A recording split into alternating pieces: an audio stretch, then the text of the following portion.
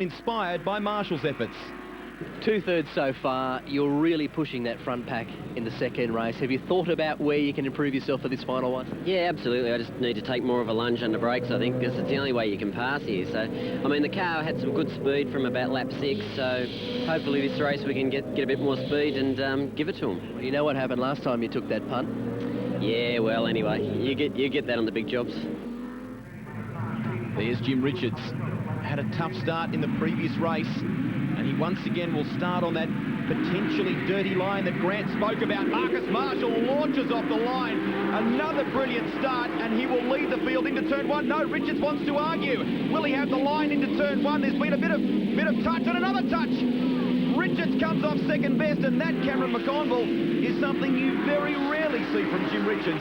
Well, that's quite funny because Jim Richards doesn't like anyone going around the outside of him. I can vouch for that, and he went around the outside, but Marcus Marshall didn't give him any racing room. It was pretty fair. They both were door to door, but Richo came off second best, and that's Matty Coleman, I think. He's hit the wall there, so it's all action stations in this third race in round 3 of the Carrera Cup.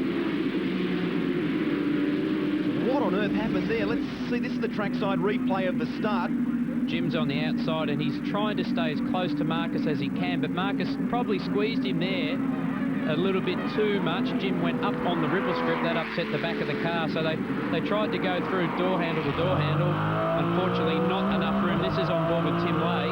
So we go into the S's. You see him there turning across the front of Marcus. Marcus has said, I won't have a bar of that. Turned straight in, giving him a short back and sides, and Jim spun around. Tim Lay takes evasive action as well, and that certainly slowed him up. The Audi safety car is on the circuit here at Winton. And boy, Thomas Mazira, who is the new driving standards observer for this category, he's got some work on his hands. He has. Now just have a look at that sand trap there. It's there's not a lot of room between that and the concrete wall. This is a replay, so that's Tim Lay going up the inside. There's contact around here, his back wheel. He spun Matthew around. He'll go straight through that sand trap and into the wall. Not a big hit, but big enough to put him out of the race, I think. Another look now from on board with Tim Lay. Your call, Cam? Well, he's a fair way up the inside. It's pretty much around that B-pillar area, the contact, so maybe Matthew Coleman could have given him a little bit more room, but look, it's touch and go, that one, but he's come off okay. I've actually sat in that sand trap upside down before, Rusty, so just hitting the wall could have been worse for him. Didn't think you were going to open that wound. I wasn't going to, but it is very close to that wall, and this is a replay in real time. Everyone taking evasive action as a result of Jimmy Richards having contact with Marcus Marshall. The Audi safety car is back in pit lane. We are underway and racing once again. We've had some word from pit lane that Matthew Coleman is extremely unhappy about that incident with Tim Lay. And I'm sure we'll hear more about that at the conclusion of the race. In the meantime, the youngsters are well positioned. Marshall leads the way. Jim Richards well down the order and playing catch-up. It'll be some good racing now right through the field. That could be Jim trying to make up spots back there. We could see a car pulling out, so we'll have to see how many spots Jim can make up to keep his championship point lead alive. Certainly good in terms of the points battle as far as Marcus Marshall and Jim Richards are concerned at the top of the Carrera Cup table. Let's not forget they came into this round. Marshall had a 54-point deficit to Jim Richards. This could really help him in championship terms. Well, they've got to try and win this one because that'll put him on top for the round. Tim Lay would love to have a win here at Winton. He's had good speed all weekend, was on the front row, but hasn't been able to put it into a race win as yet. Tyre management and strategy, as we mentioned in race 2, is certainly going to be a factor. Some damage to the back of Jonathan Webb's car. They only get 6 Michelin tyres per round. They have to use them in qualifying and the 3 races. So a lot of guys would have been juggling those 6 tyres to try and get the best 4 for this last race. Dean Grant has a moment. He covers the line. Jonathan Webb tries to go around the outside. But Grant, we've seen new aggression from him at this round. He knows the Winton track well and more than prepared to argue there. He was. Well, he covered the inside, so really Jonathan Webb had nowhere to go. I think the damage on Webb's car may have been from that first corner, just hesitating to try and find a way around the spinning Jim Richards, but that won't slow him down at all. The sunlight is starting to become a factor here at Winton. It's setting in the west, and that's right in the driver's eyes as they come down the front straight here. It's not nice, and some of the cars are actually putting race tape under their window strip or their visor strip, so you can see some of them there coming through now just to try and fix that problem. But if you don't have a full-face helmet with a visor, you probably have to wear sunglasses like gentleman Jim does. He's now trying to find a way around Paul Pedersen. Richards has a look at him, but Pedersen has the line covered as they go into the sweeper. Look at Jim off the throttle on it. He needs to make up ground and make it up fast. He's going to have a look up the inside, but the line's been covered. He won't get through. Action starting to hot up here at Winton. More in a moment. This is trackside. Welcome back to Winton Motor Raceway. We are watching this fantastic battle as Jim Richards tries to scythe his way through the field after a tough start in the third race of round 3 of the Porsche Carrera Cup. This is the race leader, Marcus Marshall, being hounded now by the 26-year-old from Orange in New South Wales, Tim Lay. We go on board. That wondrous sound of the Porsche 911 GT3, that flat boxer 6-cylinder engine, so distinctive, so uniquely Porsche. That sounds brilliant at maximum RPM like that. And he's carrying very good speed too, Rusty. He's been able to just stretch the gap a bit from Tim Lay. Tim can't make any inroads as we go back. This is Jonathan Webb still trying to find a way past. Now might be an opportunity if he can go up the inside. Got great corner speed there and is in the right position to take advantage of it, and does late under brakes for Jonathan Webb. Has been working very closely with Rick Bates. Rick, of course, well known in rally circles and has driven with you, Cameron, at Mount Panorama in Bathurst.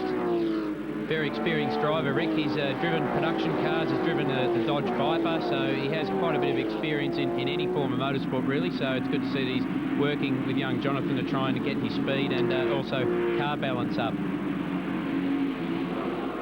Through the left-hander again, that long flowing sweeper. You have to be so tentative with throttle application there. Well, it's quite a high-speed corner relatively to this track anyway. It's the highest speed. You can lose a fair bit of time if you don't have a balanced car. Some of the guys early on before this race were saying they try to get their car set up ideally for the sweeper, and that can sort of make or break their lap time. Andrew Madecki doing a terrific job here, but he's copping a little bit of a nudge from Peter Fitzgerald. The Enyo Porsche is in need of some good points, Cameron McConville, after that clash with Tim Lay. Well, he's still playing catch-up, really. He's a fair way back as far as Fitz is concerned. We're used to seeing him in the top 3 or 4, and he was very disappointed to be turned around earlier in the day by Tim, but he's just got to try and keep his head, make up some spots, and keep his championship hopes alive. They ride the bumps at the end of the straight there. Fitzgerald is caught out wide, looks for a move up the inside as they come onto the start-finish straight. He won't find it there. Kevin Bell is in tow, and trying to get on the back of this group is Peter Hill in the second of the Greg Murphy Racing Porsches. He's found a guy in Mad Andy, as he's been known in the past, Andrew Madecki, very experienced driver, so he's not going to find a way past him very easily, I can assure you. Tim Lay has made good ground here on Marcus Marshall, but it's enormously difficult in this part of the circuit to find a window of opportunity to try and get past somebody. Marshall gets good power down off that corner. Lay goes hard under brakes. Only a couple of laps left to go. Could we see another youngster take a race victory here? This may be the turning point in the Carrera Cup Championship.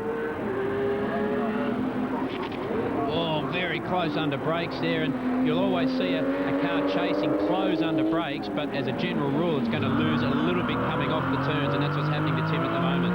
Talking about losing it off the turns, Jonathan Webb is not doing that. He again gets that characteristic speed through the left-hander, now dives down the inside of Chris Seidler. Oh, someone's had a lose in front of him there. That's Kevin Bell. Just threaded Jim Richards now has a lose. I was just about to say that Jonathan did a great job to miss everyone there. Went over some, looked like there's some slippery coolant down from an incident that may have caught Jim out. Well, Richards, all that ground he's made up has been undone. Peter Hill has some damage to the front left of his car. Well, it's all happening at Winton. One can only begin to imagine. This is the trackside replay. You can see the damage to the back of Webb's car. Richards, little window of opportunity. Boy, he had a big lunge. And I think what's happened, it's out of shot, but it did look like Kevin Bell was rejoining the circuit. This is, oh yes. So Jim tried to make the most of that passing manoeuvre there by Jonathan Webb. He was hoping that they'd slowed each other up and he'd get a run and get past both of them. Didn't quite come off, so I think Jonathan was minding his own business and did a pretty good job to stay out of trouble there, although it may have a Webb's problem. in trouble.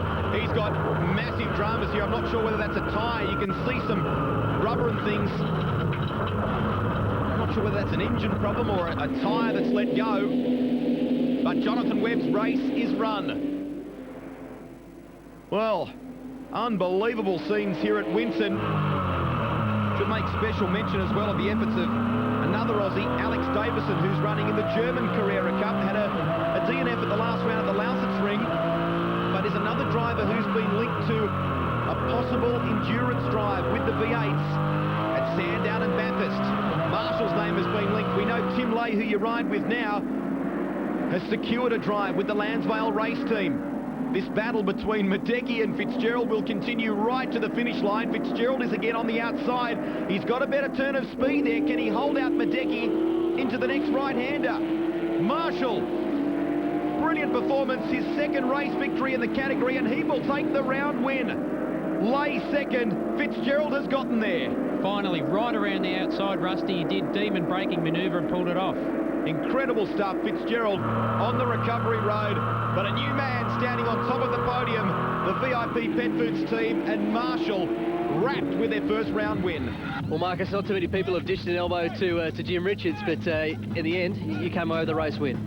Yeah, I had pole for that race. I had the inside, and I gave him as much room as possible, but, you know, that's racing, and I just put my head down after that, went for it.